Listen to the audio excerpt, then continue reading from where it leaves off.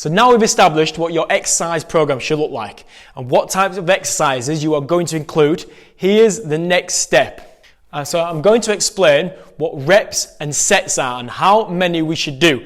So a rep or a repetition is a movement using our body using eccentric and concentric motion.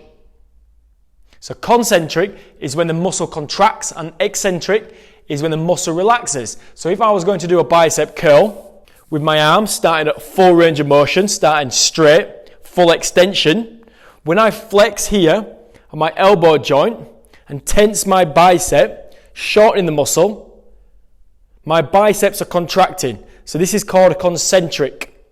Then when I do the opposite and lengthen the muscle, the bicep is lengthening, but it's relaxing. The muscle relaxes, and this is called eccentric movement. So not massive important, but I thought I'd tell you anyway.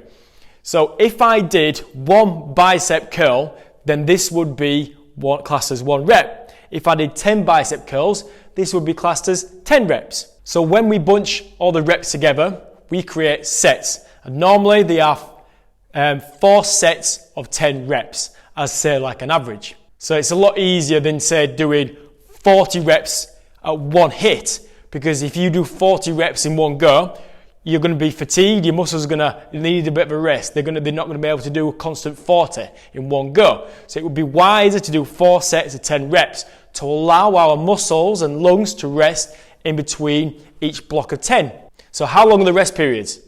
So this is down to what kind of exercises you are doing. The bigger exercises like squats, deadlifts, the longer rest periods, and what types of training you're doing. If your goal is to, you just want to get stronger, you'll have longer rest periods compared to if your goal is you want to get more toned, you want to get fitter. And the rest period is also relevant to whether you're a beginner or whether you're an advanced trainer.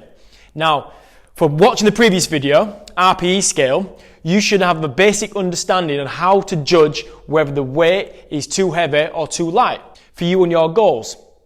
So this is where we put the RPE scale into good practice. So if your goal is that you want to drastically improve strength, you'll be looking at no more than 5 or 6 reps and no more than 5 sets. So it'll be around about 20 to 30 reps per exercise. Anything that you can pick up after 5 or 6 reps isn't really classed as getting stronger. It's classed as hypertrophy, which is muscle building. So from building muscle, you are looking at something around 4 sets of 10 to 12 reps, slightly more volume, around 40 to 48 reps per exercise for optimum stimulus on muscles.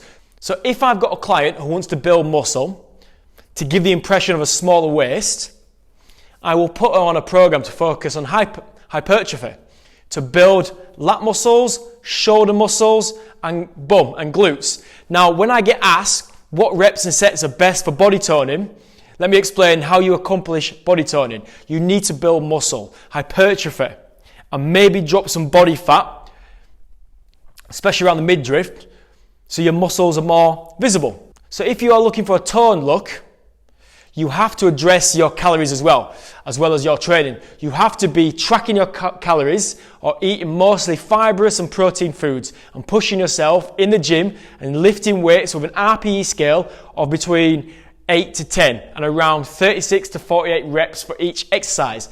Now personally, if I'm training smaller muscles like my biceps or triceps or abdominal muscles, I'll go slightly higher with my reps, probably around 10 to 20 reps. But with good form and full contractions, full range of motions for each of the muscles and each of the exercises without any cheating.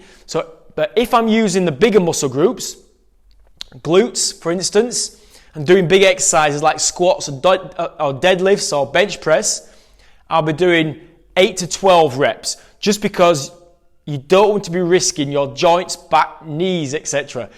too long with silly heavy weights on your back. But my biggest tip will be, rather than focusing on the reps, make the reps count. It's not about just getting to the end of your sets as quickly as possible. It's about the journey in the sets, 1 rep at a time. Quality of reps. Focus on every single rep that you do, and you will get the better results from and less injuries as well.